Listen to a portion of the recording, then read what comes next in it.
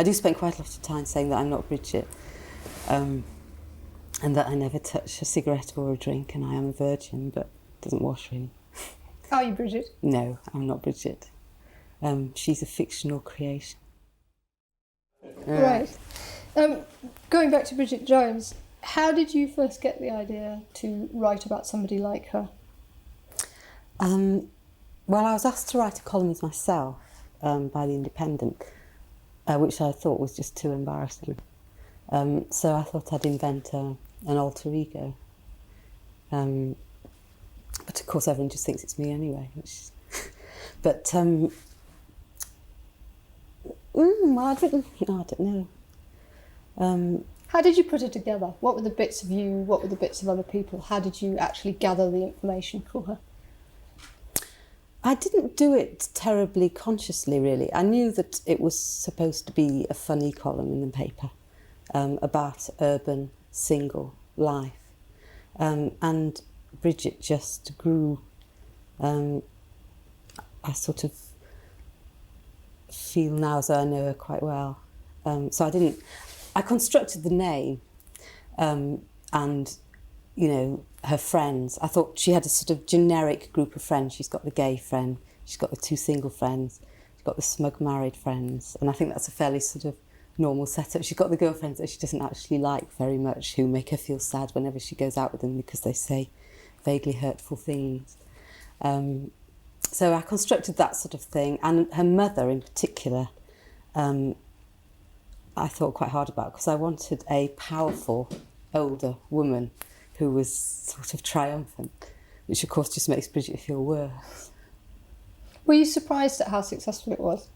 I was completely surprised, as was everyone else. There was no sign whatsoever that this would happen. And I still have really no idea why it has happened. You can only guess at it. I mean, I think that it must be true that the type of woman Bridget is, which is a single 30-something, is a zeitgeisty thing to write about. I think it's no coincidence that there have been other books in the same vein come out since. I don't think that's copying. I think if you have an idea, the chances are lots of other people will have the same idea. But I think Bridget's dilemma is that on the one hand, everything is absolutely fine.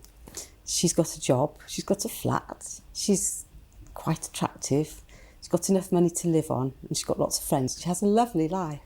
And it's sort of what she was brought up to think she should do by Cosmopolitan or whatever magazine she read. But at the same time, there is this parallel image, which is a hangover from the past, which is the image of the tragic barren spinster who is going to end up dying alone and being found 3 weeks later half-eaten by a dog. It's Miss Havisham. And it harks back to the days where if you did pass 30 and you were single, you'd really had it. You know, you were going to have a very difficult life. It's sort of to do with money, really. But Bridget lives in this state of nameless dread where on the one hand she thinks she's fine, and then this image of a sort of mad 55-year-old in a grubby lilac nylon dressing gown with 15 cats who thinks the vicar is in love with her keeps looming up into Bridget's head, and she thinks it's all gone horribly wrong, she's made a mistake. And I think the fact that so many people have bought the book must mean that she's not the only person who thinks that that's a real type of modern dilemma. But one of the things about it is that there are only so many people in that situation, which is essentially an urban situation, and yet hundreds of thousands of people have bought the book, and it must be appealing across the boundaries, perhaps to women, even to men who are not in that situation. Yes, and I don't know why, and can only guess. I think there might be something in the fact that Bridget wanders around thinking that everyone else knows how to do life better than she does. She's full of insecurities. She is so imbued by the media into thinking she should be perfect that there is no area of Bridget which can be left unimproved, so that if she gets her bottom eventually down to size, then she has to stop smoking. Then if she stops smoking, she starts worrying about her soul, so she has to read The Road Less Travelled. And I think that might be a modern female condition of just relentless feeling that you're not good enough and you're not doing it quite right, because there's so many images of perfection in every area all around you. But on the other hand, none of the men she meets quite come up to her ideas of what's good enough either, do they? Well, apart from Mr. Darcy, who is a real great chap in the end, because I do believe in happy endings in books, because they don't always happen in life, so you might as well have them in a book. But there are there's quite a large number of, I can't really use the word that they use for them, but commitment-phobic men and alcoholic, workaholic, perverts, difficult men. But also, I mean, her father's a very nice man, and the guy she eventually ends up with is a very nice man, but there's a lot of frogs before she meets the prince. And do you think there are a lot more frogs out there? Do you think that's one of the problems for single women in their 30s, that they do have high standards, they are powerful, they're well educated, they're intelligent, articulate people, and so many of the men they're looking at don't come up to that? Well, Bridget's friend Shazza would go into a drunken feminist rant at this point and say that men increasingly are only fit to be kept as pets, and they're a defunct, they have no role, and so on. I think that can't be true. I think what probably is true is that as it gets easier and easier to live a good single life, then people have this fantasy in their head about what it's going to be like when they eventually do marry. And in a way, the fantasy replaces the thing itself and is impossible to live up to. Because men are only human. So, I don't know if it's true if men are... There's quite a lot of evidence that women now have quite high standards about what they want. And I think they find that difficult to find reflected in men. Yeah, I'm reluctant to be hard on the entire male race. I think that might be a little unfair. But I think, yes, it certainly is true that I think a lot of single women have a lot to give up if they marry and have children. And a lot of smug-married women who do that do feel that they've given up a lot. And I think there's a reluctance to compromise, perhaps, and if somebody's mean or bullies or undermines or whatever, then why should they marry? Why should these women marry if they can have a good life on their own? But then everybody wants to fall in love and everyone wants to be in a happy relationship, so I don't think it's all doom. It's just... and it's also, I think what happens is that when men and women get into their 30s, they become incredibly self-conscious about dating. So if you're 22 and you spent 2 years without a boyfriend, that's just what happens. But if you're 35, then you go into a sort of paranoid state that there's something wrong with you and that you're never going to have a relationship again, and you're a tragic barren spinster who's going to end up dying alone, half-eaten by a dog. And it's just a sort of self-consciousness and a residual worry from the past about spinsterhood, I think. Do you think that will go, and in the future we'll have self-confident Bridget Joneses who don't give the Miss Havisham complex a second thought anymore? I can't. I think women by nature tend to be self-doubting, perhaps.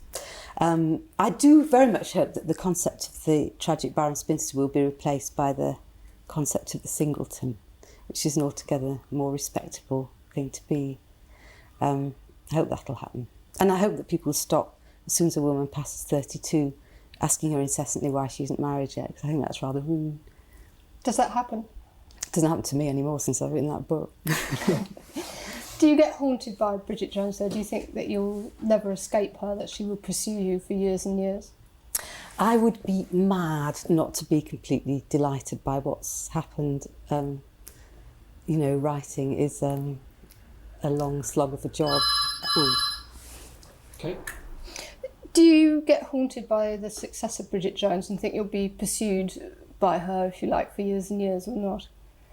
I would be mad not to be completely delighted by what's happened. writing can be a very long and lonely business, and to have a success like this is just a huge stroke of luck and absolutely fantastic. So I wouldn't dream of complaining about it for a moment. I do spend quite a lot of time saying that I'm not Bridget, and that I never touch a cigarette or a drink, and I am a virgin, but it doesn't wash really. Are you Bridget? No, I'm not Bridget. She's a fictional creation. Do you think she exists? There seems to be quite a lot of people who think they're her. A lot of whom ring up and say, can they be the star of the movie?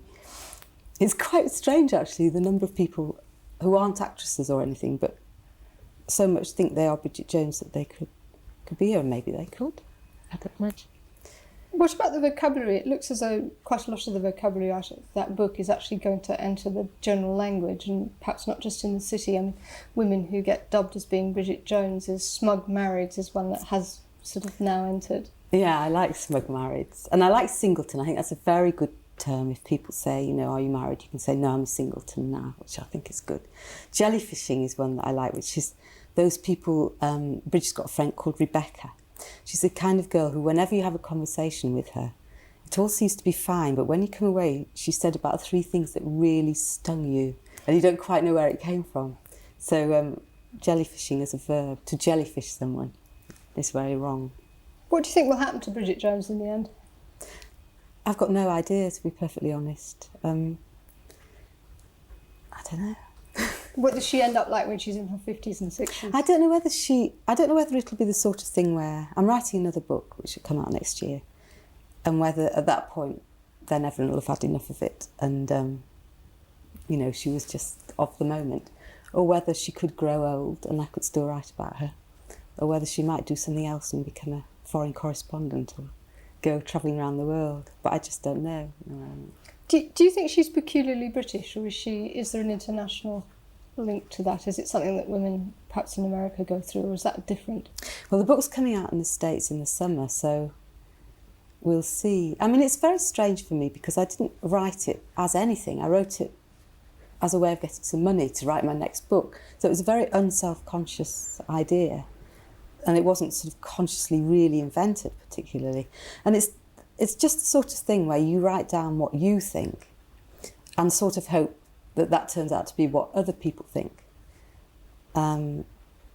So I don't know whether that's true in America. I don't know much about America, really. I haven't spent much time there, but I think human beings are sort of the same everywhere, so maybe it will. The other thing that I wanted to say about the way the book's sold is that, again, actually you can't use that, can you?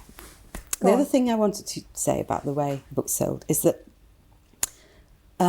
I think there's something about the type of book that it is, because I've always felt that I'm not very good at concentrating, and I think that's something about this age. I don't have much time to read.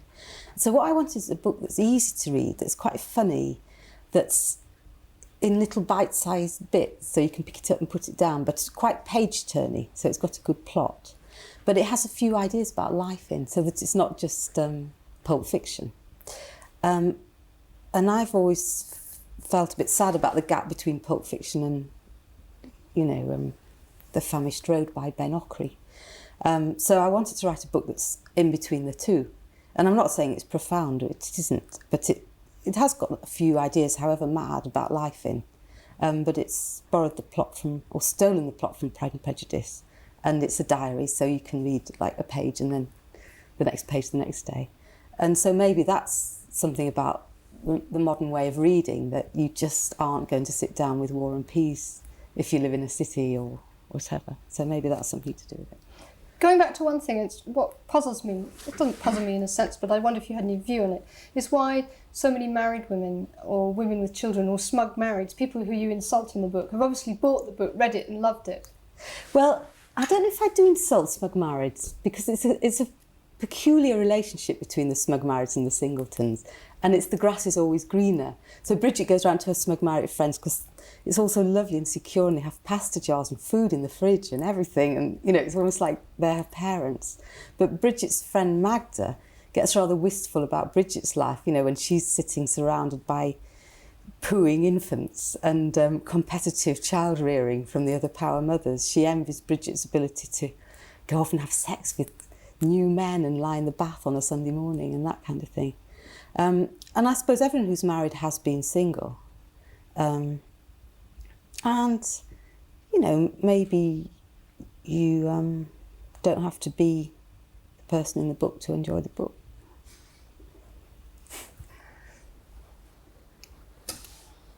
Are we ready? Yes. Right, we'll just okay, we're rolling now. Where did you get the idea from for the plot for the book?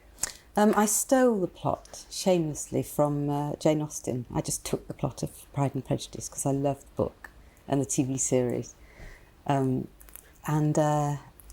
called the hero Mr. Darcy as a sort of tribute.